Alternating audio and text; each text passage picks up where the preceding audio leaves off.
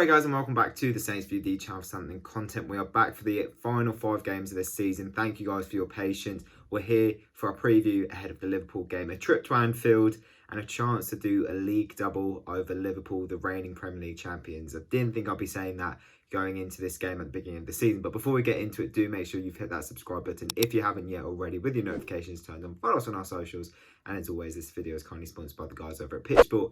Make sure you've downloaded the app if you haven't yet already. The link's in the description. Right, first of all, let's talk about the Leicester game. Very impressed with that performance. I had very little hope for the game. I think a lot of Saints fans did. I think everyone was hoping it was below 3-0 probably, maybe even 4, just avoiding a battering really. But we came out of the blocks. We started excellently. Teller had a great chance.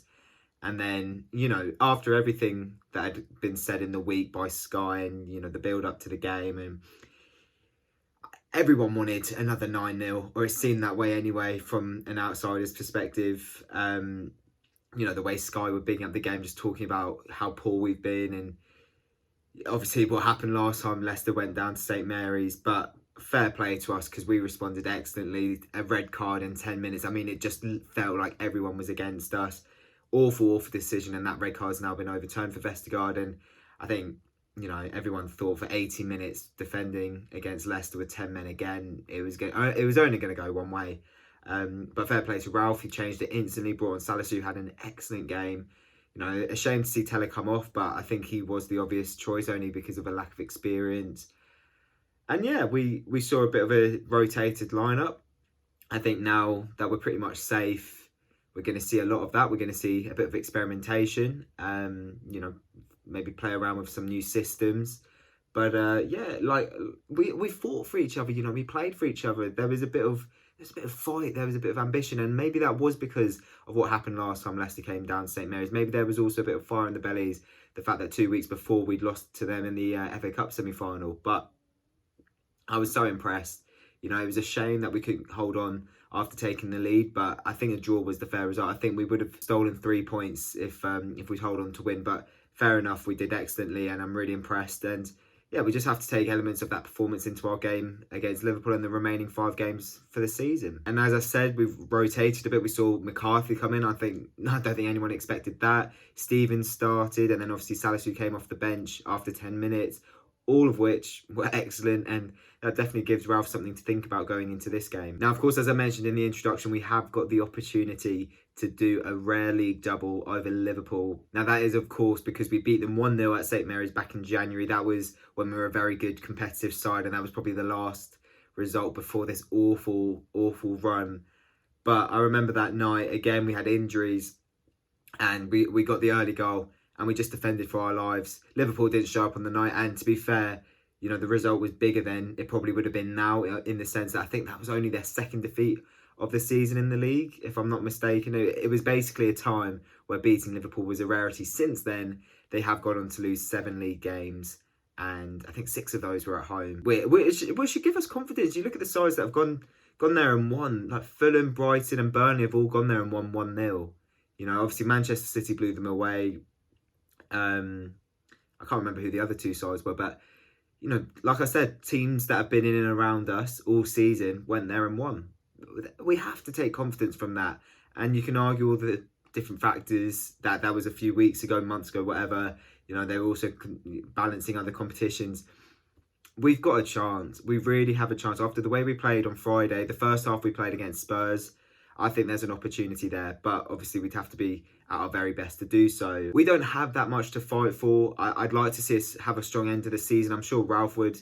As for them, they need to get wins on the board to make sure that they have at least Europa League football, because at the moment they're headed, I think, the new Conference League, whatever it's called. They're 7th at the moment, 2 points behind Spurs and 6th. They have got a game in hand. They've also got a game in hand on West Ham, who are 5th. They're 4 points ahead of Liverpool. So, of course, if Liverpool can go and pick up a couple of wins in the next few weeks, they'll be knocking on the door of at least the Europa League finish. Of course, they'd like to be in the top 4, but at the moment, it's looking very, very difficult. But for us, you've got this game and then home games against Palace, Fulham and Leeds, and then a trip to West Ham on the final day. For me, I'm looking at those 5 games thinking we should be winning at least 2 of them. We're not that far away from 12th. I think if we were to end up finishing 12th, a lot of fans would probably take that, given how badly we've been in this second half of this season. We're 5 points behind Wolves. We've got a game in hand on them. They're 12th at the moment, and that game in hand is, of course, Palace at home. Midweek next week, isn't it? There are too many games at the moment. I can't keep up, but I think there's a chance there. I think that's got to be the ambition. 11th, 10th, that's gone. I think Leeds are in 11th, and they're about 9 or 10 points ahead of us. Top half, we waved that away weeks ago.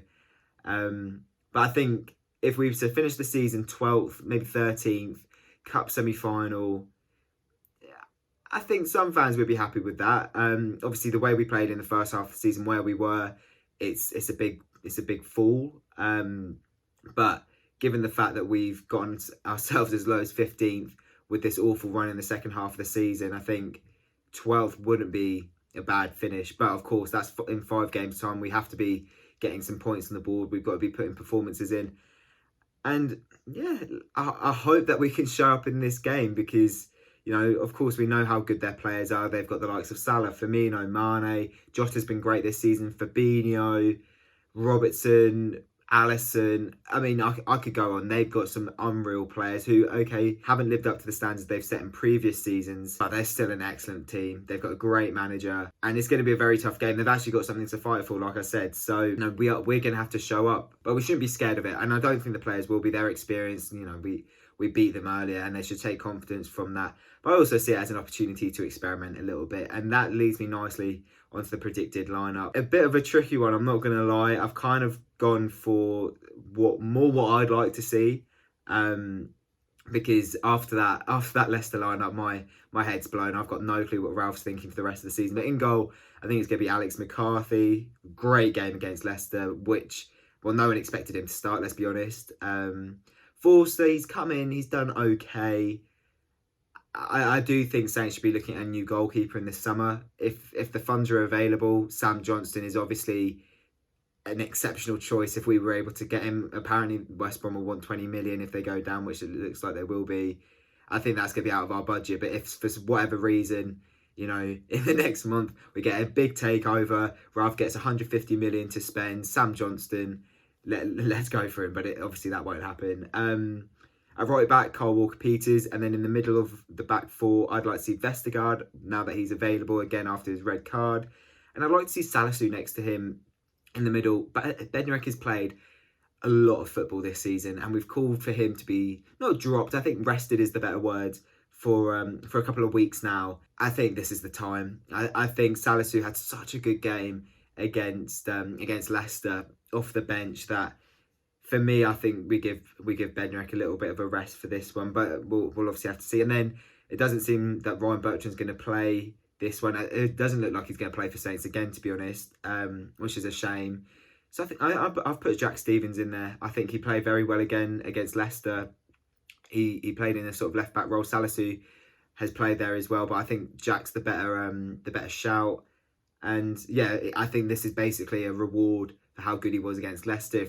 If Ralph was thinking to put him in there, I'd play him against Liverpool. If we're short of a left back, give Stevens a go there. I know at right back he's been dreadful at times, but we'll have to see. It might be Salisu at left back and Stevens at centre back. Who knows? Stevens might not play, but for me, I think Salisu and Stevens deserve a start. And then in the middle, I think it's going to be Ward-Prowse and Diallo. On the right, Stuart Armstrong, and then on the left, Redmond. Minamino is, of course, ineligible for this as he is on loan from Liverpool. And then up front, I'd like to see Nathan Tella get a start again. He's been exceptional. Had a really good chance against Leicester. Should have done better with that, but he's had a few sniffs. I think the goal's coming now. It would be a shame if he ends the season without a goal.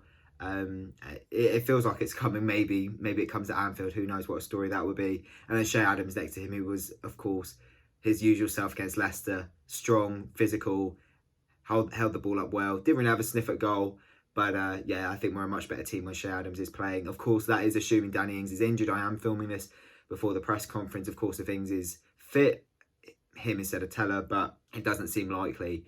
So we'll have to see. In terms of a prediction, I don't think we'll win the game. I'll say that for now. I don't think we'll win the game. I'm confident. I'm too optimistic. I'm going to go 1-1. I think we might get something from this. They might blow us away. It's very realistic that they could just show up and blow us away. They need the win.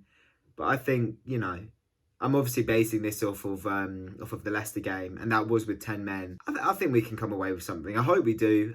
And look, if we don't, it's an opportunity to experiment a bit. Our season's not going to be defined by games like this, but it would help to get an extra point or 3 on the board as we look to have a strong finish to the season. But that's it for the video, guys. If you have enjoyed it, leave it a like and subscribe if you haven't yet already. Let me know in the comment section below your thoughts ahead of the game. Who would you like to see start? And of course, your score prediction. Follow us on our socials, and we'll see you after the game for our match review, hopefully after a big 3 points. Take it easy, guys.